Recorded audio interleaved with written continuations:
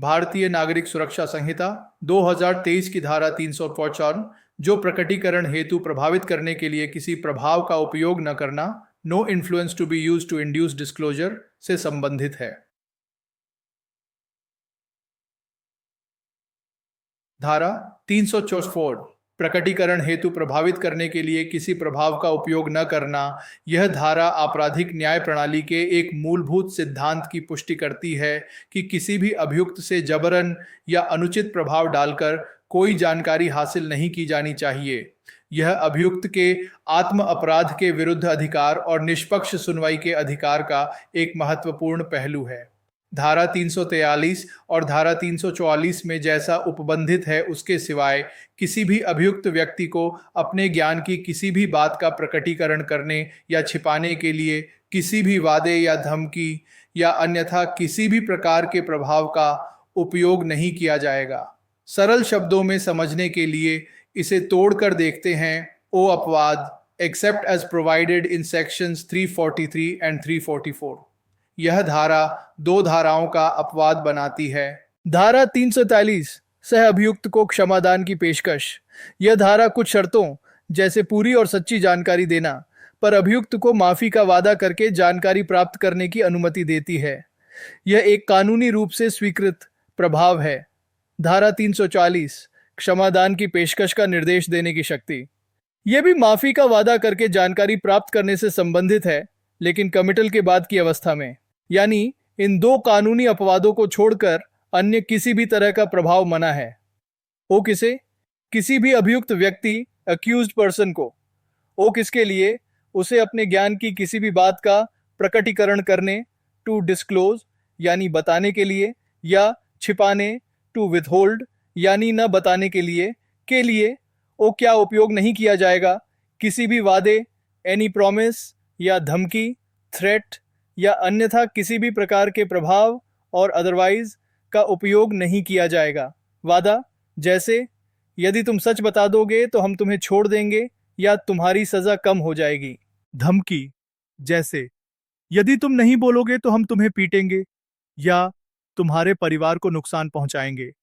अन्यथा किसी भी प्रकार का प्रभाव, इसमें कोई भी ऐसी युक्ति या तरीका शामिल है जो अभियुक्त की स्वतंत्र इच्छा को प्रभावित करे और उसे ऐसी जानकारी देने या छिपाने के लिए मजबूर करे जो वह स्वेच्छा से नहीं देना चाहता। महत्व ओ आत्म अपराध के विरुद्ध अधिकार की रक्षा। यह सुनिश्चित करता है कि अभियुक्त को अपनी ही इच्छा के विरुद्ध कोई बयान देने के लिए बाध्य न किया जाए, जो भारतीय संविधान के अनुच्छेद 20(3) के तहत एक मौलिक अधिकार है।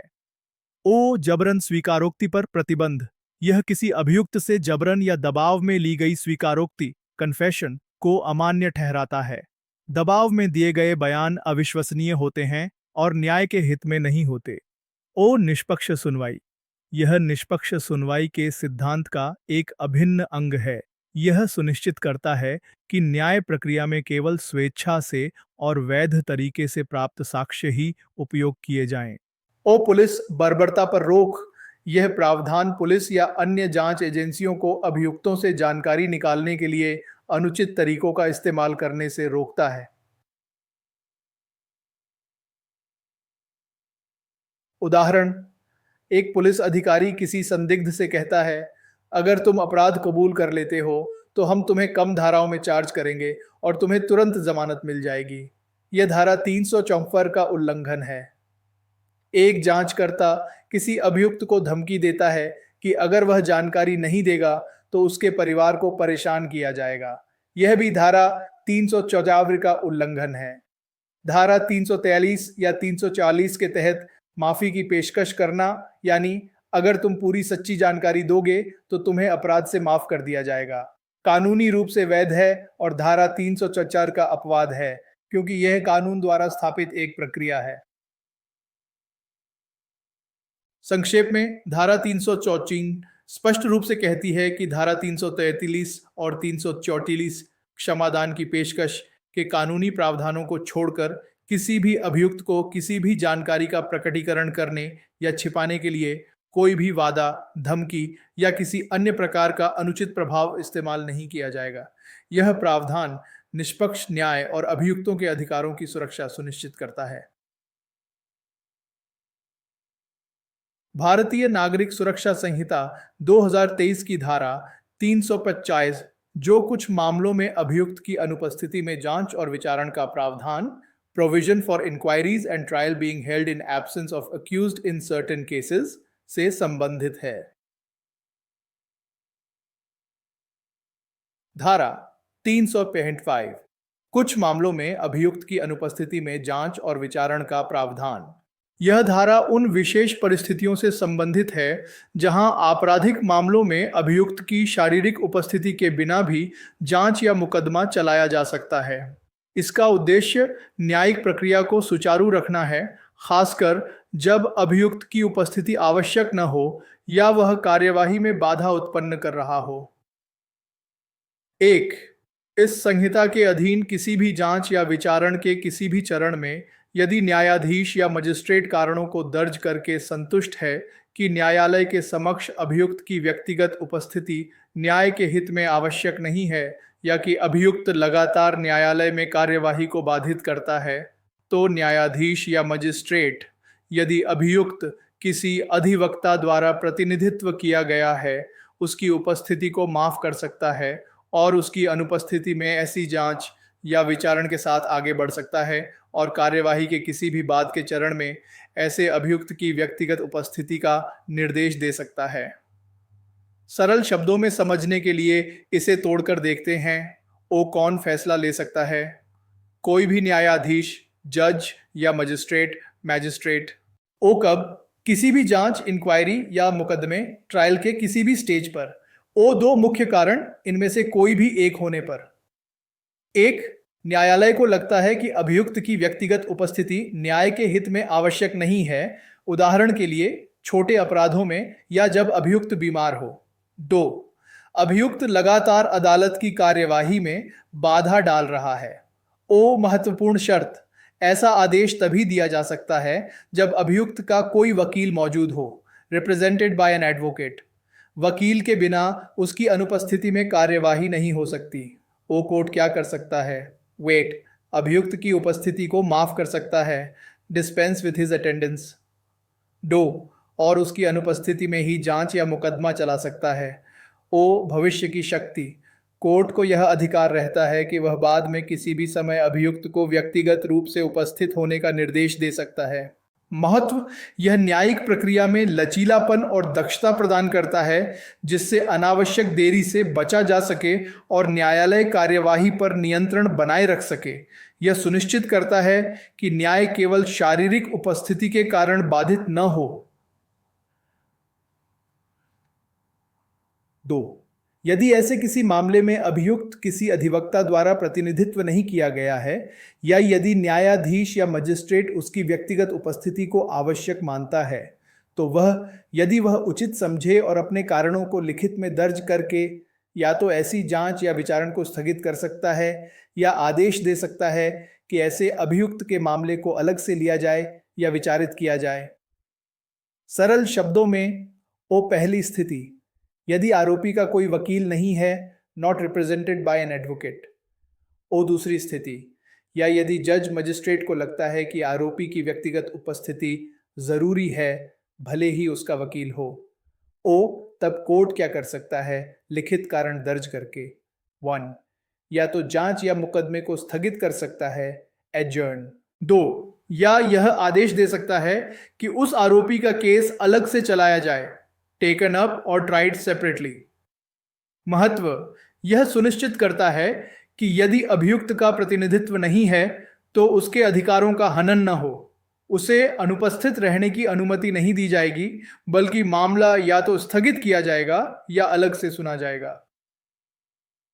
स्पष्टीकरण, इस धारा के प्रयोजन के लिए अभियुक्त की व्यक्तिगत उपस्थिति में ऑडियो वीडियो इलेक्ट्रॉनिक माध्यमों से उपस्थिति भी शामिल है।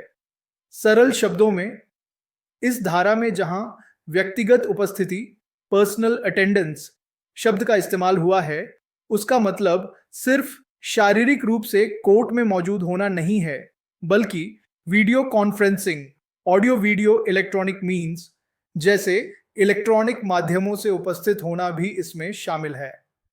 महत्व, यह आधुनिक तकनीक के उपयोग को मान्यता देता है जो न्यायिक प्रक्रिया को और अधिक कुशल बनाता है, खासकर दूरस्थ क्षेत्रों या जेल में बंद अभियुक्तों के लिए।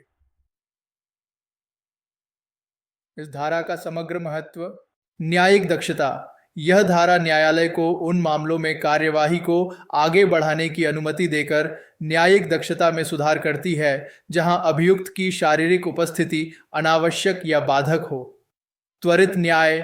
यह अनावश्यक स्थगन से बचाकर त्वरित न्याय में योगदान देती है। अभियुक्त के अधिकारों का संतुलन। यह एक ओर अभियुक्त के व्यक्तिगत उपस्थिति के अधिकार को बनाए रखते हुए दूसरी ओर न्याय के हित और अदालत की कार्यवाही के सुचारू संचालन को सुनिश्चित करती है। वकील की उपस्थिति की शर्त एक महत्वपूर्ण सुरक्षा उपाय है। लचीलापन।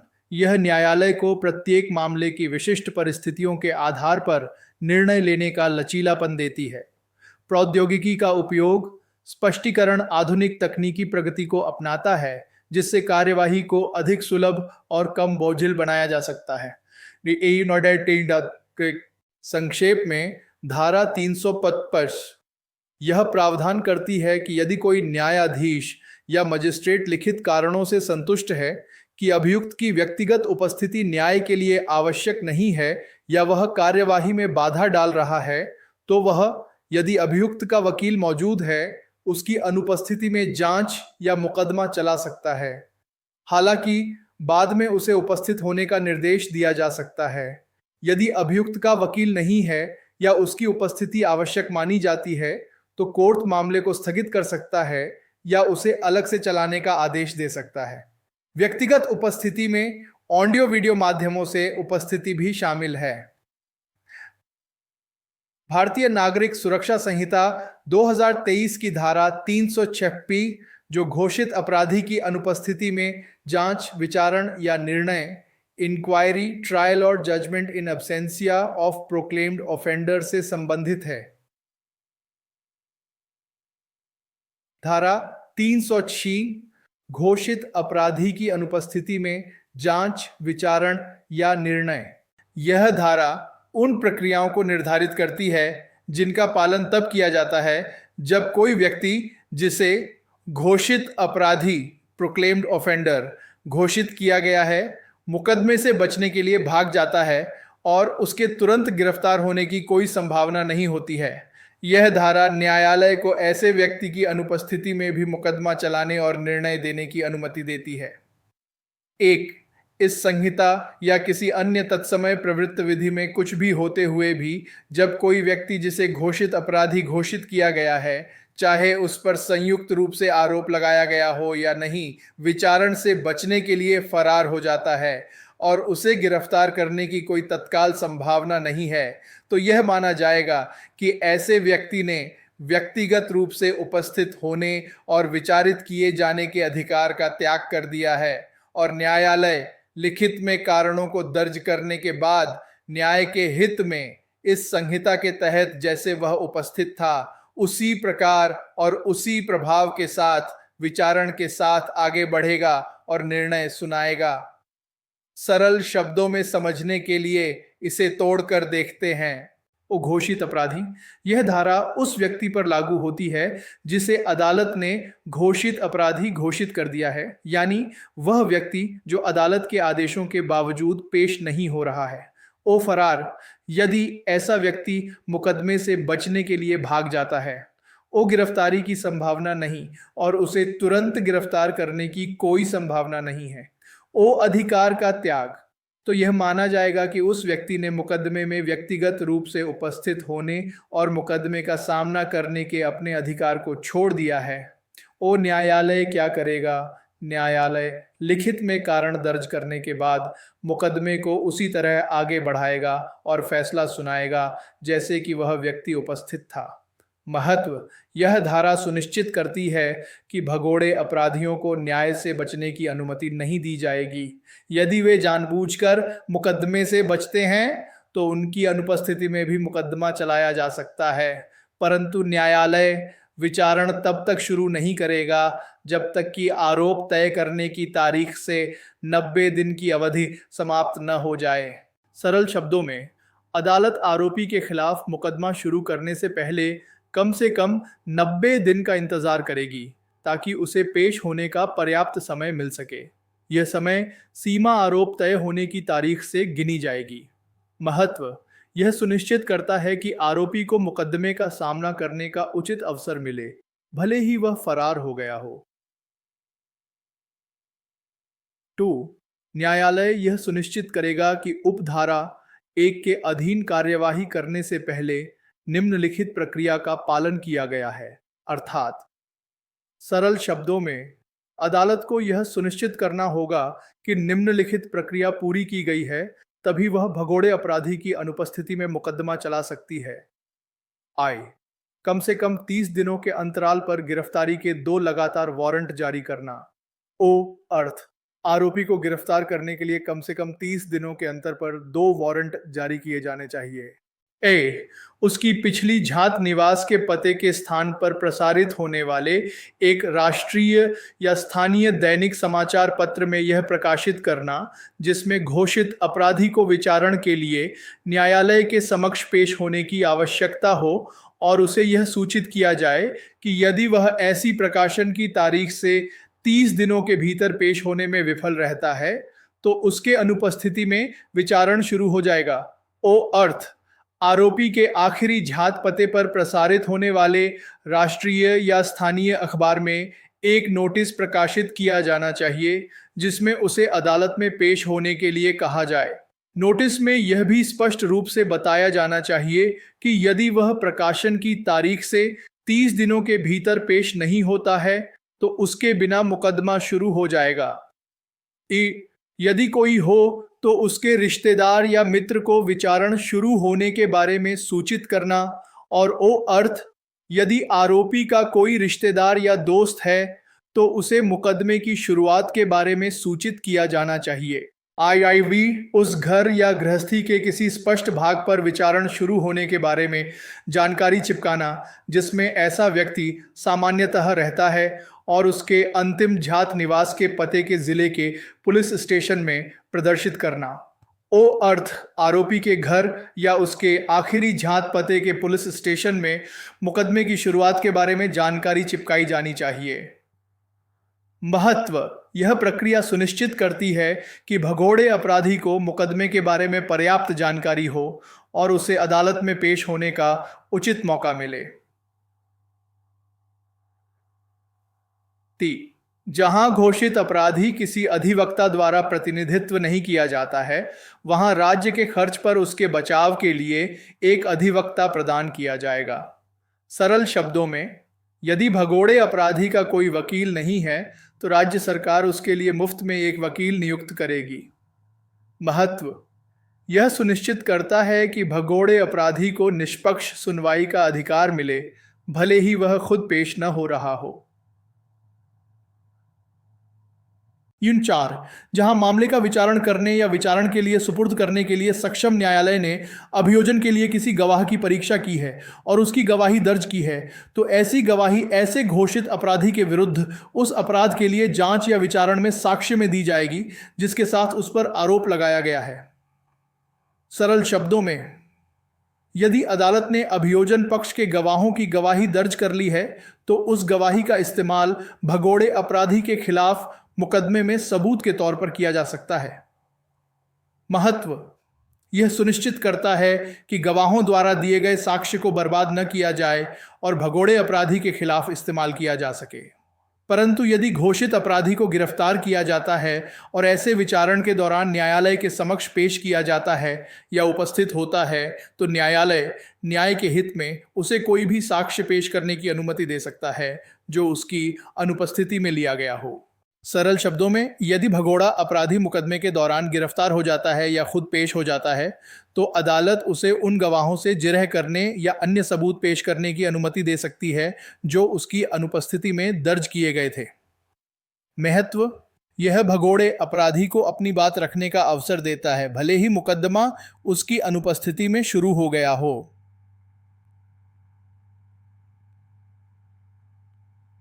5. जहां इस धारा के अधीन किसी व्यक्ति से संबंधित कोई विचारण है, वहां गवाह की गवाही और परीक्षा जहां तक संभव हो ऑडियो वीडियो इलेक्ट्रॉनिक माध्यमों से अधिमानतः मोबाइल फोन द्वारा दर्ज की जा सकती है और ऐसी रिकॉर्डिंग को न्यायालय द्वारा निर्देशित तरीके से रखा जाएगा। सरल शब्दों में, भगोड़े अपराधी से जुड़े मुकदमे में गवाहों की गवाही को ऑडियो वीडियो माध्यम से रिकॉर्ड किया जा सकता है, खासकर मोबाइल फोन से। रिकॉर्डिंग को अदालत के निर्देशों के अनुसार सुरक्षित रखा जाएगा। महत्व: यह गवाही दर्ज करने का एक आधुनिक और प्रभावी तरीका है जो पारदर्शिता और सटीकता सुनिश्चित करता है। 6 इस संहिता के अधीन अपराधों के लिए अभियोजन में उपधारा 8 के अधीन विचारण शुरू होने के बाद अभियुक्त की स्वैच्छिक अनुपस्थिति विचारण को जारी रखने से नहीं रोकेगी, जिसमें निर्णय सुनाना भी शामिल है, भले ही उसे गिरफ्तार कर लिया जाए और ऐसे विचारण के समापन पर पेश किया जाए या उपस्थित हो। सरल शब्दों में, यदि मुकदमा शुरू होने के बाद आरोपी जानबूझकर गायब हो जाता है तो भी मुकदमा जारी रहेगा और फैसला सुनाया जाएगा, भले ही उसे बाद में गिरफ्तार कर लिया जाए या वह खुद पेश हो जाए। महत्व: यह सुनिश्चित करता है कि आरोपी मुकदमे को बाधित करने के लिए गायब होने की रणनीति का उपयोग न कर सके। 7 इस धारा के अधीन दिए गए निर्णय के विरुद्ध कोई अपील नहीं होगी जब तक कि घोषित अपराधी अपील न्यायालय के समक्ष स्वयं को प्रस्तुत नहीं करता है। सरल शब्दों में, भगोड़े अपराधी इस धारा के तहत दिए गए फैसले के खिलाफ अपील नहीं कर सकता है जब तक कि वह खुद अपील न्यायालय में पेश न हो जाए, परंतु दोष सिद्धि के विरुद्ध कोई अपील निर्णय की तारीख से 3 वर्ष की समाप्ति के बाद नहीं होगी। सरल शब्दों में, भगोड़े अपराधी को दोष सिद्धि के खिलाफ अपील करने के लिए फैसले की तारीख से 3 साल का समय मिलता है। यदि वह 3 साल के भीतर पेश नहीं होता है तो उसकी अपील करने का अधिकार समाप्त हो जाएगा। महत्व: यह भगोड़े अपराधी को अदालत के सामने पेश होने के लिए प्रोत्साहित करता है। 8 राज्य अधिसूचना द्वारा इस धारा के प्रावधानों को धारा 34 की उपधारा 1 में उल्लिखित किसी भी भगोड़े तक विस्तारित कर सकता है। सरल शब्दों में, राज्य सरकार एक आधिकारिक अधिसूचना जारी करके इस धारा के प्रावधानों को धारा 86(1) में उल्लिखित किसी भी भगोड़े पर लागू कर सकती है। धारा 86(1) में उन भगोड़ों का उल्लेख है जिनकी संपत्ति कुर्क की जा सकती है। महत्व: यह राज्य सरकार को इस धारा के दायरे का विस्तार करने और अधिक भगोड़े अपराधियों को न्याय के दायरे में लाने की अनुमति देता है। इस धारा का समग्र महत्व न्याय से भगोड़ों को रोकने। यह धारा सुनिश्चित करती है कि जो लोग कानून से भागते हैं वे न्याय से बच न पाएं। निष्पक्ष सुनवाई सुनिश्चित करना। यह धारा भगोड़े अपराधियों को निष्पक्ष सुनवाई का अवसर प्रदान करती है, भले ही वे शुरू में पेश न हों। राज्य मुफ्त कानूनी सहायता प्रदान करता है और उन्हें बाद में मुकदमे में भाग लेने की अनुमति देता है। प्रभावी मुकदमा। यह धारा अदालतों को भगोड़े अपराधियों के खिलाफ प्रभावी ढंग से मुकदमा चलाने में सक्षम बनाती है। प्रक्रियात्मक सुरक्षा उपाय। यह धारा भगोड़े अपराधियों के अधिकारों की रक्षा के लिए कई प्रक्रियात्मक सुरक्षा उपाय प्रदान करती है, जैसे कि गिरफ्तारी वारंट जारी करना, सार्वजनिक नोटिस देना और उन्हें कानूनी प्रतिनिधित्व प्रदान करना। आधुनिक तकनीक का उपयोग। यह धारा गवाहों की गवाही रिकॉर्ड करने के लिए ऑडियो वीडियो माध्यमों के उपयोग को प्रोत्साहित करती है, जिससे पारदर्शिता और सटीकता बढ़ती है। संक्षेप में, धारा 356 से उन प्रक्रियाओं को निर्धारित करती है जिनका पालन तब किया जाता है जब कोई व्यक्ति जिसे घोषित अपराधी घोषित किया गया है मुकदमे से बचने के लिए भाग जाता है। यह धारा अदालत को भगोड़े अपराधी की अनुपस्थिति में भी मुकदमा चलाने और निर्णय देने की अनुमति देती है, लेकिन इसके लिए कुछ शर्तों और प्रक्रियाओं का पालन करना होता है। यह धारा भगोड़े अपराधियों को न्याय से बचने से रोकने और निष्पक्ष सुनवाई सुनिश्चित करने के लिए महत्वपूर्ण है।